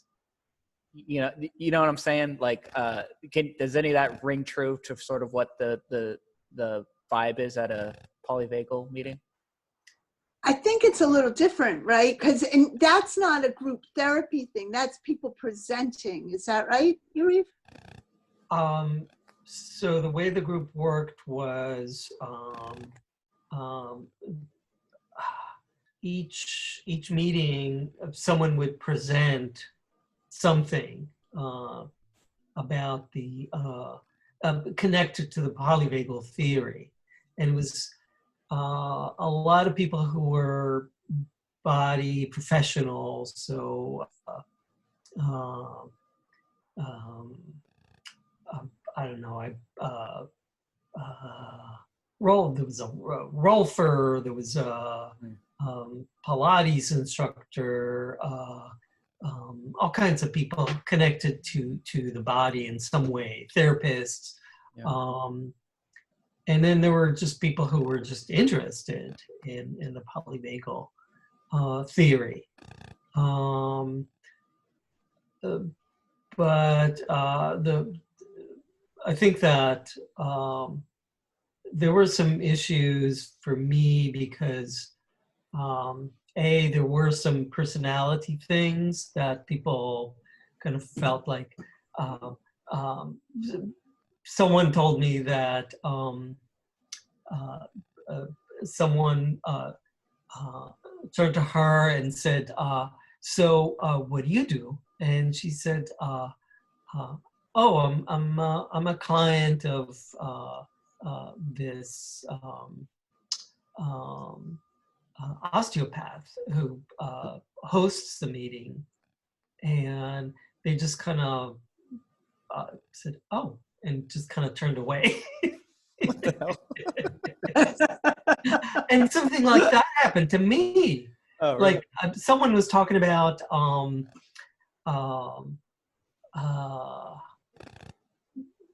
doing medicine work, which is a code for working with psychedelics. Mm-hmm.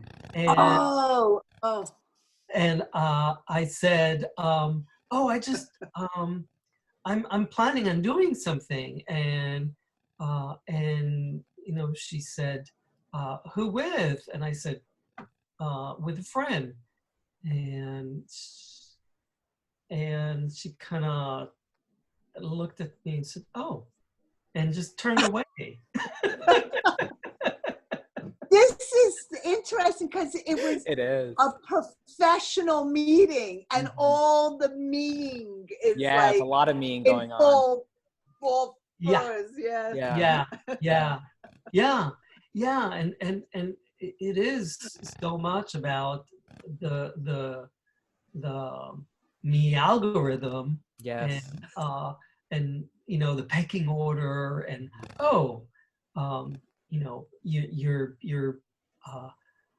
So osteopath would be very high, then chiropractor would be lower, and massage therapist even lower, and just a client would be even, Clients at the floor. Yeah.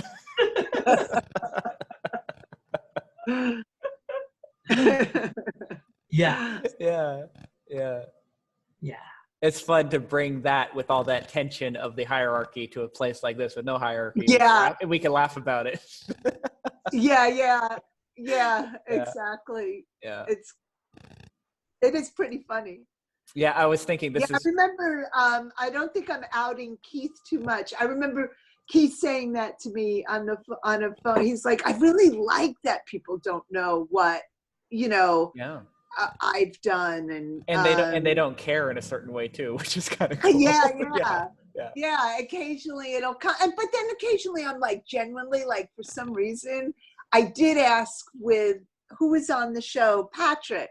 I'm like, I don't know, but there's something interesting about him, and so it wasn't so much from a status thing, and maybe that's not a thing I should ask, but I did ask, and it turned out it was really fascinating what he does do. It was. I was thinking, Paul used to answer when people, I think he still does, when people ask him, "What do you do?" He says, "As little as possible." Yeah. That's a great answer. Yeah, I love it. I love it. Years and years and years ago, actually, I told you that, Sharon. My friend Stan, this is when I was still living in New York, he said to me, I don't know anyone who can accomplish as little in a day as possible. And I was like, oh, thank you. Yeah. It's a compliment. It is. This is what one of the things that edible weed teaches me, quote me, is this is going back to the Patrick and going, why did I want to record a podcast? As soon as I take it, I go, I don't want to do anything. Like, and why is that so pathologized that not to be okay to not do anything? Just chill just because Yeah, that's always a big lesson. Everything's here. Yeah. Why would you want to do something when you're in that sort of like, everything is fascinating? Yeah, exactly. Yeah, that's a good place to be. It is. I could. I'm laughing at you. Be so mindful. I know. It's really nice. Sometimes I'm like, oh, I forgot what I did. More mindful about everything, and you could have a lot busier life. Sure, you could see a lot more clients in a day, and just get crazy busy. But you choose not to, right? Yeah. It's just a better pace for me. Yeah, I think that's so cool to knowing have your that. Constitution too. Yeah, I think that's something that it's like an unlearning for me too. I have to it sounds ridiculous, but I have to set regulations of like, no, we're not going to do this and that. We're going to allow like free play.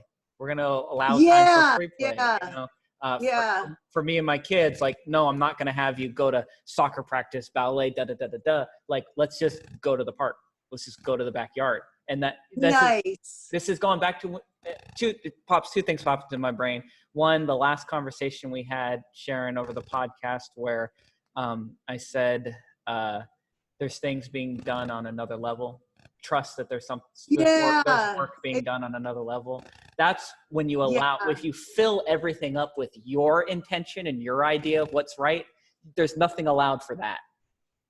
That's so true. It's so compact and unseen. Which made me think too of falling asleep during a SOT song, like that. There's work being done on another level.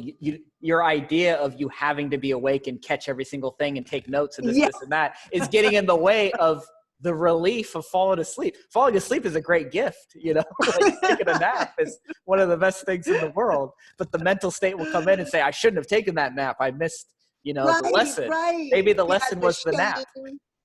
Yeah. A lot. That's it. It's done. Yeah. Yeah, absolutely. No, I felt great afterwards, except for the story I went into. Yeah.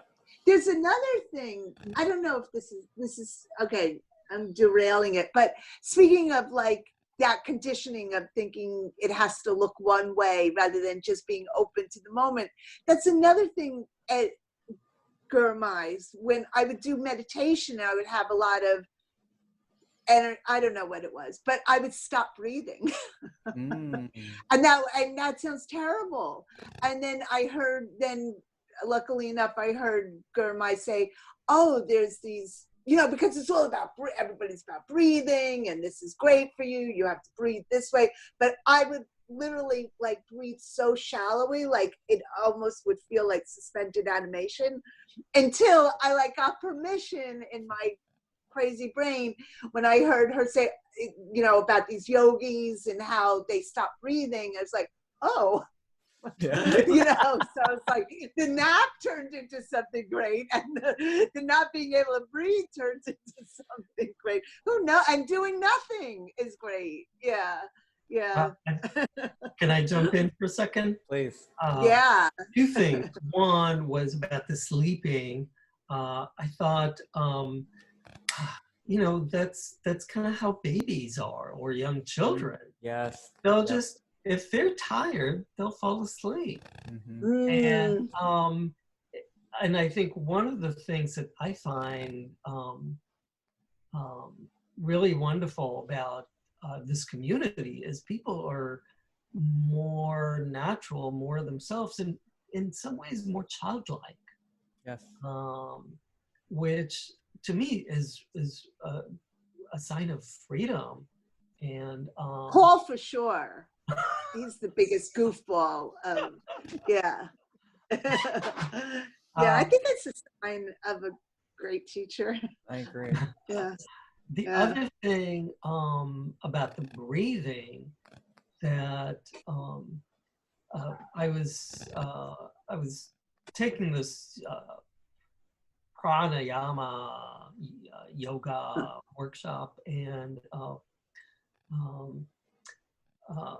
there was like inhale, take a break, then exhale. So it wasn't like you're not breathing. You just take a little rest between breaths, and I really like that. It's just you can just sit there and not do anything. I was thinking about Paul. I like it a lot because I was thinking about Paul about just a rest, like wow, a pause. It can give you a little hint of a pause, a rest, and all, and that's very Papaji too, right? Didn't Papaji say to what's her name? He said to a lot of people, like, just stop. Oh, just stop. For the first time, for the first time in your life, stop. Yeah, that's the one that I like to use all the time. And she says she heard it. Yeah.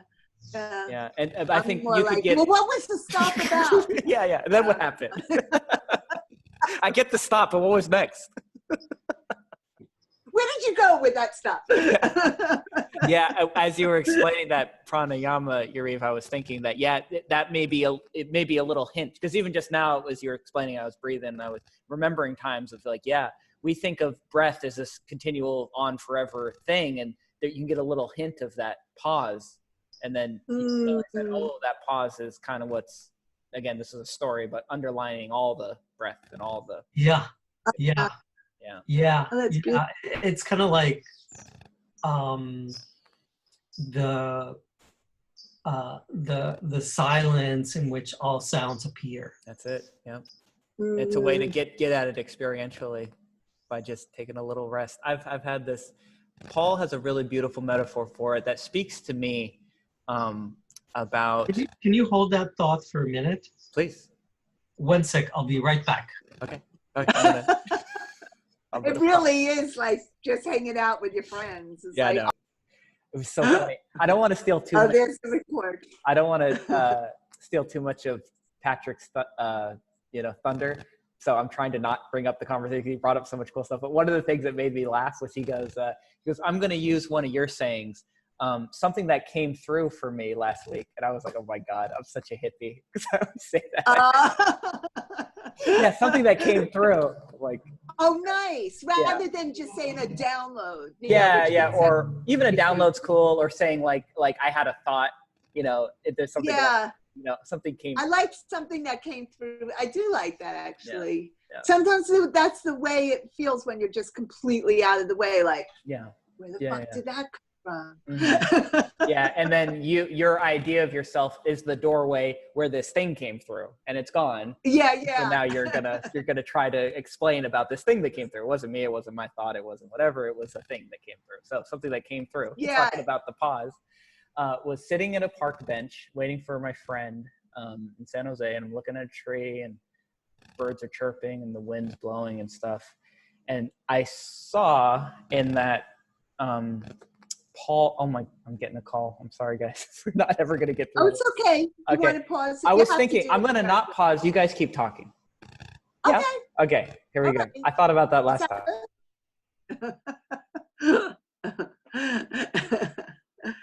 So,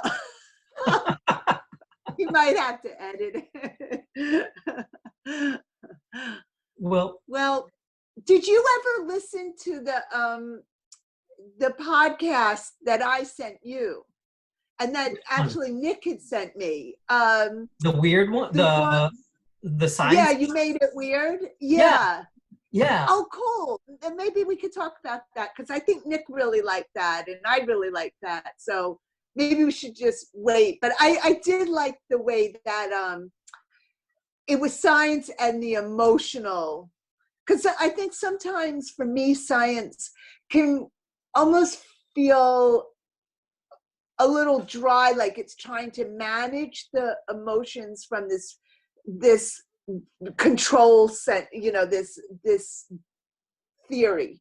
When I thought that it was very effective how this scientist was talking about how he at some point could not ignore the emotional stuff that way. He couldn't science it away.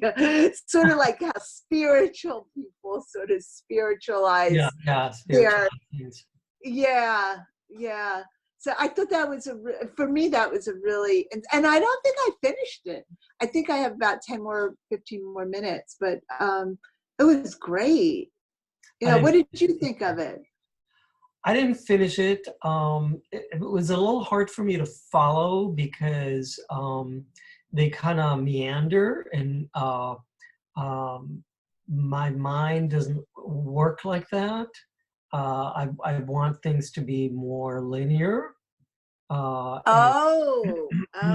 Interesting. Yeah.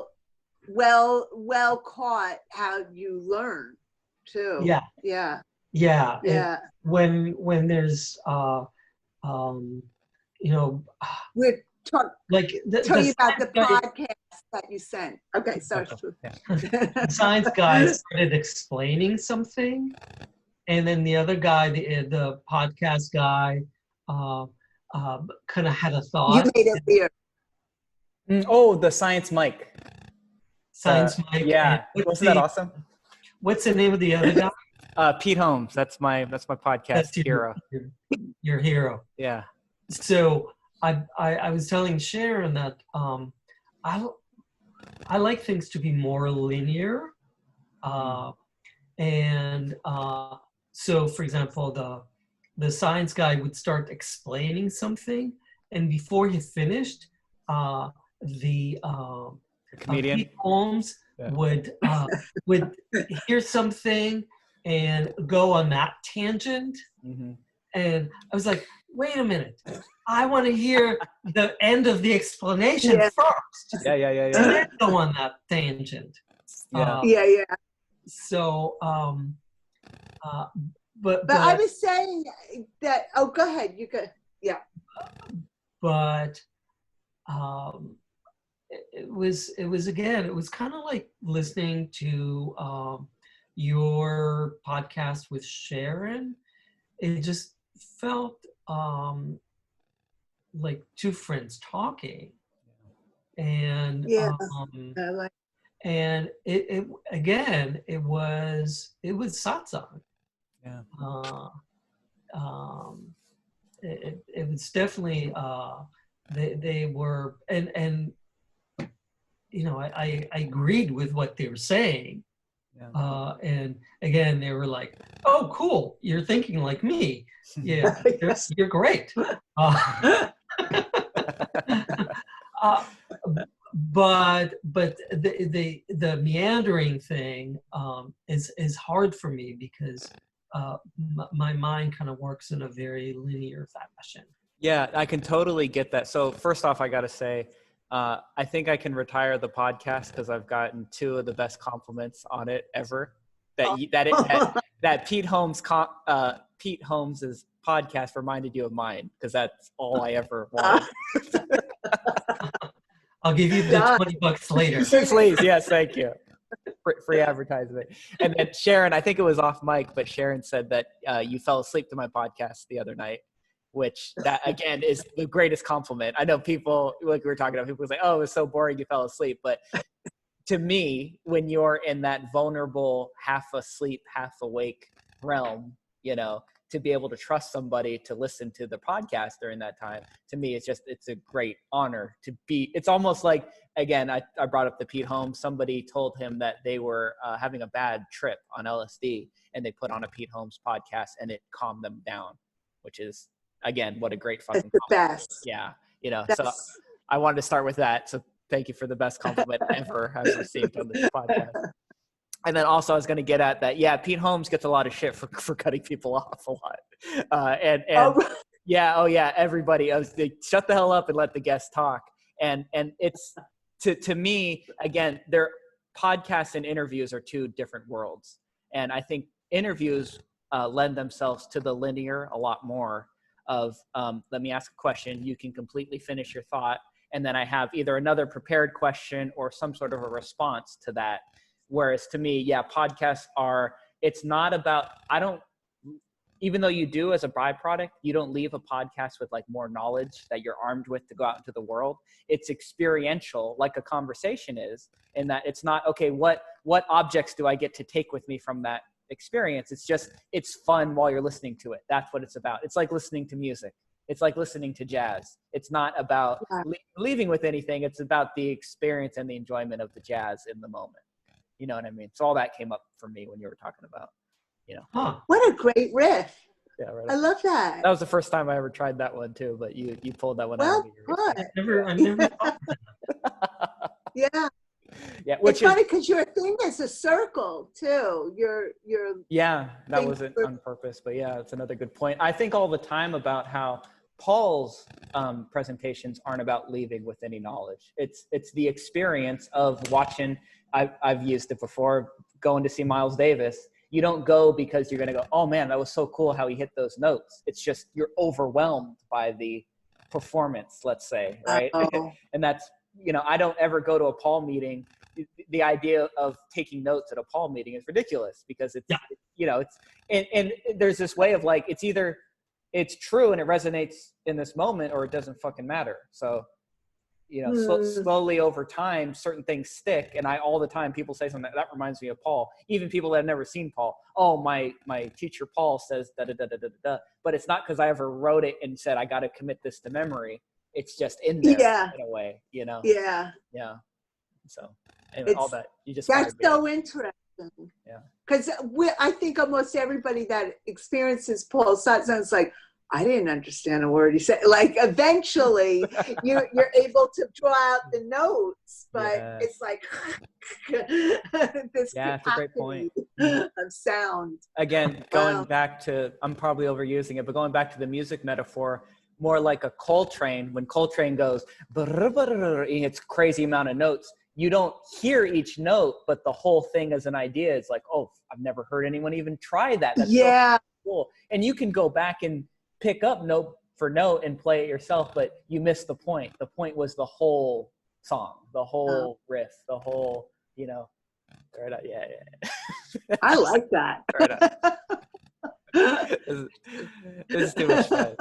It's true, because I can't understand how I didn't understand him at first. And I Yeah. think, we almost all say it just sounded like a block of information that was going. I just couldn't figure it out. And like I said, even I still before, can't. it wasn't like his language was totally unfamiliar. I didn't hear a word. Yariv said, I still can't understand what he's saying. So that's good. It's a good place to be. Yeah. He loves that. I said, Paul, I don't understand. He's like, it's fine. Like that's so, he hears it all the time. Yeah.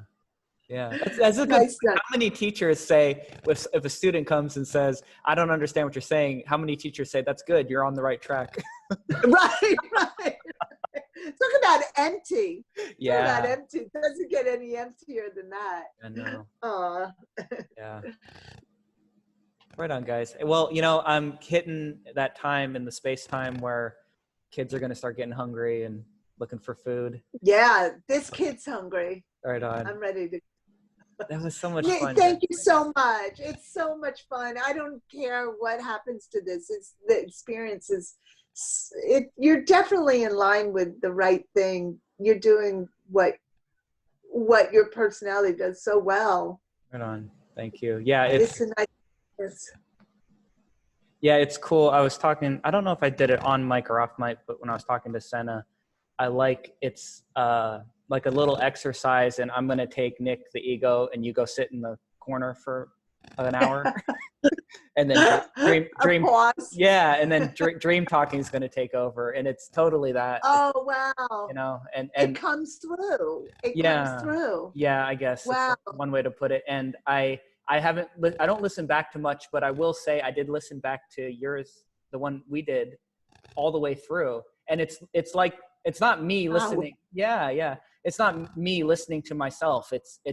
I'm listening to the podcast, and it's weird, like getting lost in something that, yeah, it's really a cool. And I had a similar thing of like, oh, that felt the most like a you made it weird, which is so cool for you to say, Yariv, that you felt. Oh, also. Great. Yeah. It's just a gift. It's a gift to have this pop up, and let's do it again. Oh, anytime. Sure. All right. Or you lads get on with it. You can make your own. Yeah. Oh, and then we can really let you loose, Yariv, now that we know the. Yeah, I won't be taken over. I love you both madly. Love you guys. All right. See you soon. Goodbye. See you Wednesday.